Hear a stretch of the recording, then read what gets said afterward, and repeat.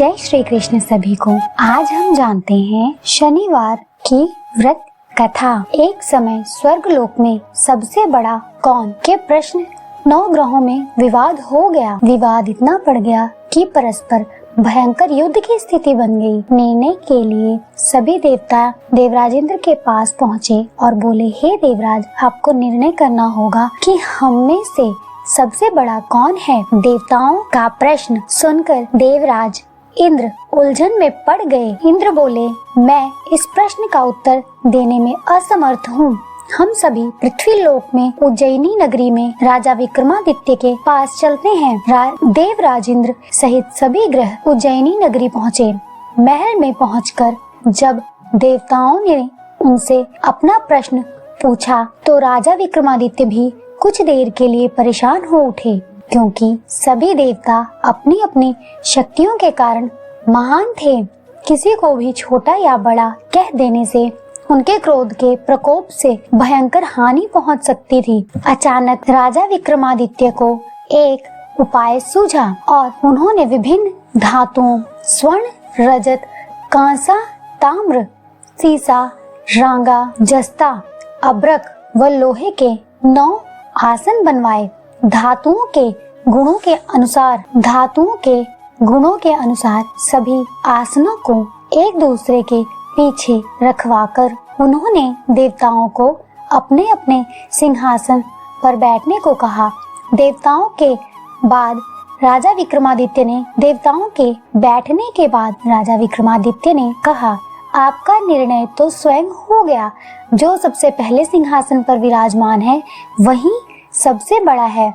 राजा विक्रमादित्य के निर्णय को सुनकर शनिदेव ने सबसे पीछे आसन पर बैठने के कारण अपने को छोटा जानकर क्रोधित होकर कहा, राजा विक्रमादित्य, तुमने मुझे सबसे पीछे बैठा कर मेरा अपमान किया है। तुम मेरी शक्तियों से परिचित नहीं हो। मैं तुम्हारा सर्वनाश कर दूंगा। शनिदेव ने कहा, सूर्य एक राशि पर 1 महीने, चंद्रमा सवा 2 दिन, मंगल 1.5 महीने, बुध और शुक्र 1 महीने, बृहस्पति 13 महीने रहते हैं, लेकिन मैं किसी राशि पर 7.5 वर्ष तक रहता हूँ।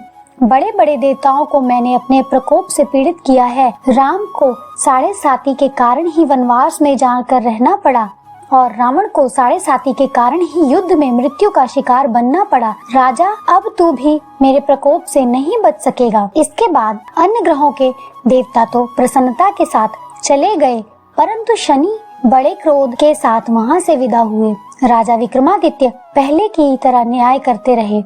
उनके राज्य में सभी स्त्री पुरुष बहुत आनंद से जीवन यापन कर रहे थे। कुछ दिन ऐसे ही बीत गए।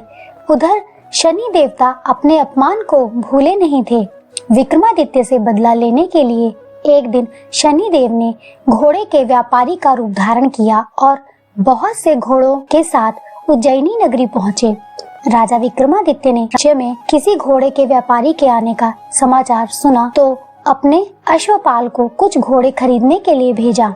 घोड़े बहुत कीमती थे। अश्वपाल ने जब वापस लौटकर इस संबंध में बताया तो राजा विक्रमादित्य ने स्वयं आकर एक सुंदर व शक्तिशाली घोड़े को पसंद किया। घोड़े की चाल देखने के लिए राजा उस घोड़े पर सवार हुए तो वह घोड़ा बिजली की गति से दौड़ पड़ा। तेजी से दौड़ता घोड़ा राजा को दूर एक जंगल में ले गया और फिर राजा को वहां गिराकर जंगल में कहीं गायब हो गया। राजा अपने नगर को लौटने के लिए जंगल में भटकने लगा, लेकिन उन्हें लौटने का कोई रास्ता नहीं मिला।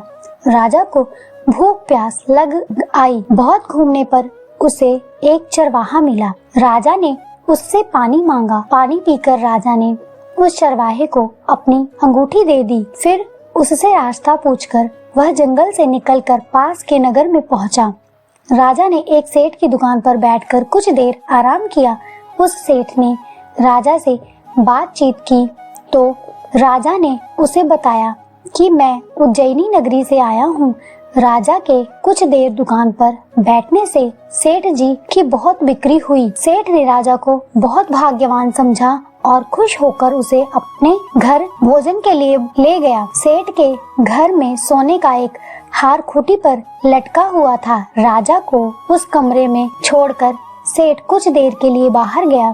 तभी एक आश्चर्यजनक घटना घटी। राजा के देखते देखते सोने के उस हार को खूंटी निगल गई। सेठ ने कमरे में लौटकर हार को गायब देखा तो चोरी का संदेह राजा पर ही किया, क्योंकि उस कमरे में राजा ही अकेला बैठा था। सेठ ने अपनी नौकरों से कहा कि इस परदेसी को रस्सियों से बांधकर नगर के राजा के पास ले चलो। राजा ने विक्रमादित्य से हार के बारे में पूछा तो उसने बताया कि उसके देखते देखते खूंटी ने हार को निगल लिया। इस पर राजा ने क्रोधित होकर चोरी करने के अपराध में विक्रमादित्य के हाथ पांव काटने का आदेश दिया।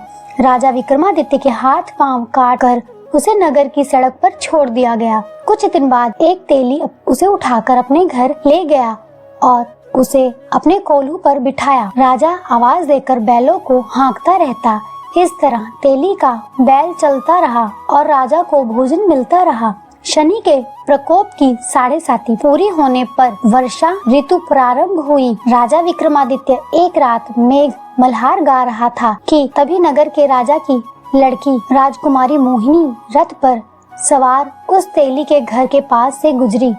उसने मेघ मल्हार सुना तो उसे बहुत अच्छा लगा और दासी को भेजकर गाने वाले को बुला लाने को कहा। दासी ने लौटकर राजकुमारी को अपंग राजा के बारे में सब कुछ बता दिया। राजकुमारी उसके मेघ मल्हार से बहुत मोहित हुई, अतः उसने सब कुछ जानकर भी अपंग राजा से विवाह करने का निश्चय कर लिया। राजकुमारी ने अपने माता पिता से जब यह बात कही तो वो हैरान रह गए। रानी ने मोहिनी को समझाया, बेटी तेरे भाग्य में तो किसी राजा की रानी होना लिखा है, फिर तू उस अपंग से विवाह करके अपने पांव पर कुल्हाड़ी क्यों मार रही है। राजकुमारी ने अपनी जिद नहीं छोड़ी। अपनी जिद पूरी कराने के लिए उसने भोजन करना छोड़ दिया और प्राण त्याग देने का निश्चय किया। आखिर राजा रानी को विवश होकर अपंग विक्रमादित्य से राजकुमारी का विवाह करना पड़ा। विवाह के बाद राजा विक्रमादित्य और राजकुमारी तेली के घर में रहने लगे। उसी रात स्वप्न में शनि देव ने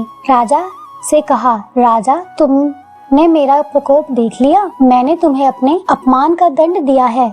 राजा ने शनि देव से क्षमा करने को कहा और प्रार्थना की, हे शनि देव, आपने जितना दुख मुझे दिया है अन्य किसी को ना देना।